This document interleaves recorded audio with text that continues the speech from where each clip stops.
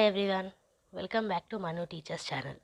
So ఇవాల్టి క్లాస్లో revised BEd syllabus అంటే కొత్తగా వచ్చిన బీఎడ్ సిలబస్ గురించి ఒక చిన్న టాపిక్ అనేది డిస్కస్ చేస్తున్నాము.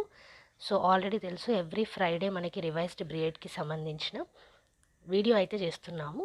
సో ఏ వీడియో కూడా మిస్ కాకుండా చూడాలంటే కనుక సబ్స్క్రైబ్ చేసేసుకొని పక్కనే ఉన్న బెల్ ఐకాన్ని ప్రెస్ చేయండి.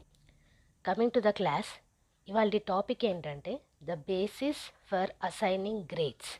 సో గ్రేడ్స్ ఇవ్వడానికి అసలు ఏంటి బేసిస్ అనేది చూద్దాం.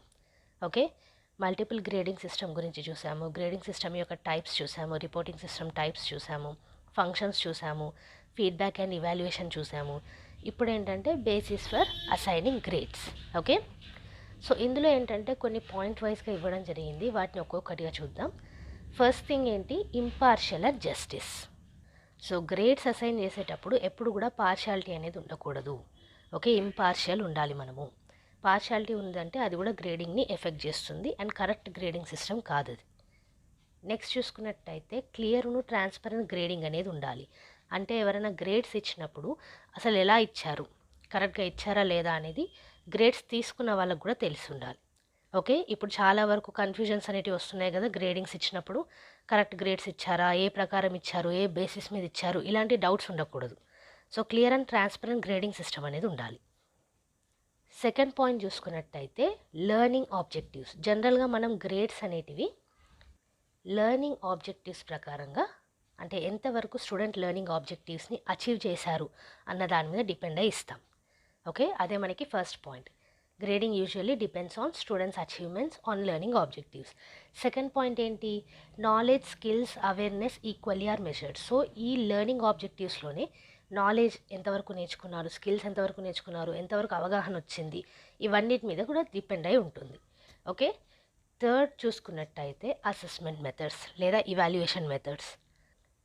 Different assessment methods poses different weightage in grading. So a assessment method, a evaluation method మీరు యూజ్ చేశారో దానికి సంబంధించి డిఫరెంట్ వెయిటేజ్ అనేది గ్రేడింగ్లో కూడా ఉంటుంది. ఓకే, ఎలా మీరు అసెస్ చేశారో దాన్ని బట్టి కూడా.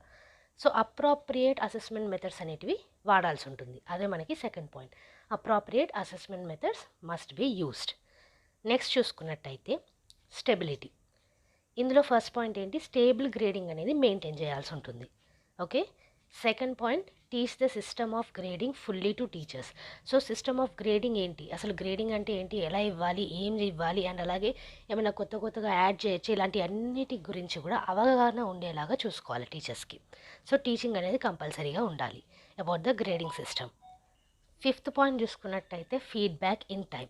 సో ఫీడ్బ్యాక్ అనేది ఎప్పుడు కూడా టైంకి ప్రకారంగానే ఇవ్వాలి. లేట్ చేసినా కష్టమే అవుతుంది, తొందర పెట్టినా కష్టమే అవుతుంది. ఓకే, సో అప్రాప్రియేట్ టైంలో ఫీడ్బ్యాక్ అనేది ఇవ్వడం ద్వారా కూడా గ్రేడింగ్ అనేది కరెక్ట్గా ఇవ్వచ్చు. So one of the basis for assigning grades ఏంటి, feedback in time. Next sixth point చూసుకున్నట్టయితే participation and attendance. Okay, so grading అనేది ఒక్కొక్కసారి ఏంటంటే పిల్లల యొక్క పార్టిసిపేషన్ ఎంతగా ఉంది, వాళ్ళ యొక్క అటెండెన్స్ ఎంతగా ఉంది, సో దీన్ని బట్టి కూడా ఉంటుంది. ఇక్కడ అదే పాయింట్ ఇచ్చారు చూడండి, participation and attendance also has its place in grading. Seventh point చూసుకున్నట్టయితే అడిషనల్ క్రెడిట్ / బోనస్ పాయింట్స్. మనకు అడిషనల్ క్రెడిట్స్ అనేటివి కూడా ఉంటాయి. ఆ క్రెడిట్స్ తెచ్చుకోవడానికి టీచర్స్ కూడా ఆపర్చునిటీస్ అనేటివి క్రియేట్ చేయాలి. ఫస్ట్ పాయింట్ చూడండి, create opportunities to students to score additional credits / bonus points. So bonus points, credit points score చేయడానికి మనం ఆపర్చునిటీస్ అనేటివి క్రియేట్ చేయాలి.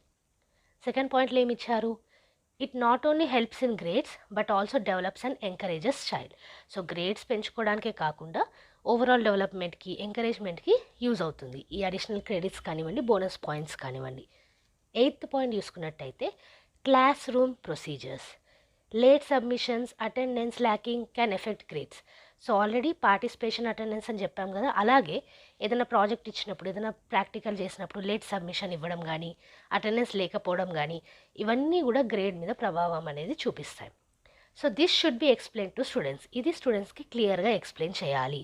ఓకే, ఎందుకు అనంటే మనం ఫస్ట్ పాయింట్లో చూసాము క్లియర్ అండ్ ట్రాన్స్పరెంట్ గ్రేడింగ్ అనేది ఉండాలి అనేసి.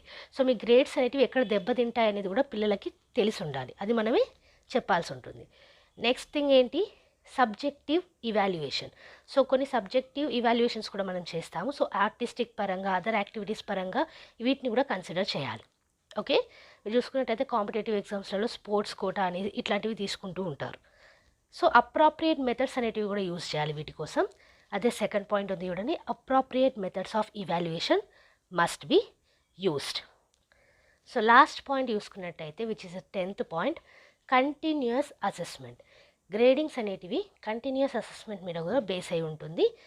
ఇక్కడ ఏమని ఇచ్చారు మనకి, ఫస్ట్ పాయింట్ చూడండి, grades are based not only on final exam but throughout the course. So final exam మీదనే గ్రేడింగ్ సిస్టమ్ అనేది ఇప్పుడు బేస్ అయ్యి లేదు, మనకి త్రూ అవుట్ ద కోర్స్ ఈ గ్రేడింగ్ సిస్టమ్ అనేది, ఈ అసెస్మెంట్ అనేది నడుస్తూనే ఉంది. సో సెకండ్ పాయింట్లో అదే ఇచ్చారు చూడండి, it can be achieved by continuous assessment. కంటిన్యూస్గా అసెస్ చేయడం వల్ల ఈ కంటిన్యూస్ అసెస్మెంట్ తోటి త్రూ అవుట్ గ్రేడింగ్ సిస్టమ్ అనేది సాధ్యమవుతుంది. సో ఇది ఇవాళ క్లాస్లో రివైజ్డ్ బీఎడ్, కొత్త బీఎడ్ సిలబస్ నుంచి ఒక టాపిక్ అనేది నేర్చుకున్నాం, which is the basis of assigning grades. Grades assign చేయడానికి బేసిక్ ఏంటి, ఓకే, దేని మీద డిపెండ్ అవుతాయి. అందులోనే 10 పాయింట్స్ అనేటివి చూసాము, దాంట్లో ఎక్స్ప్లెనేషన్ కూడా చూసాము.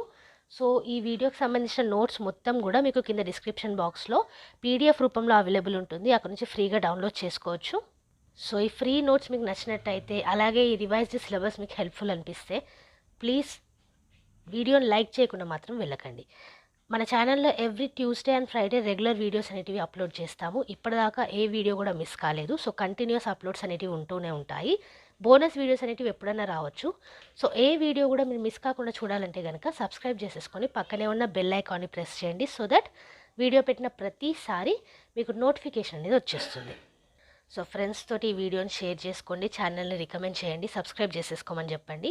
మేము తీసుకొచ్చే ఎఫర్ట్స్ పెట్టిన వీడియోస్ ఏవైతే ఉన్నాయో వాటికి మీరు ఇచ్చే ఒక encouragement me subscriptions and me likes. So subscribe, like and share, and next video తోటి మళ్ళీ కలుద్దాం. అంతవరకు eat, sleep, learn and repeat. And thank you for watching. Bye bye.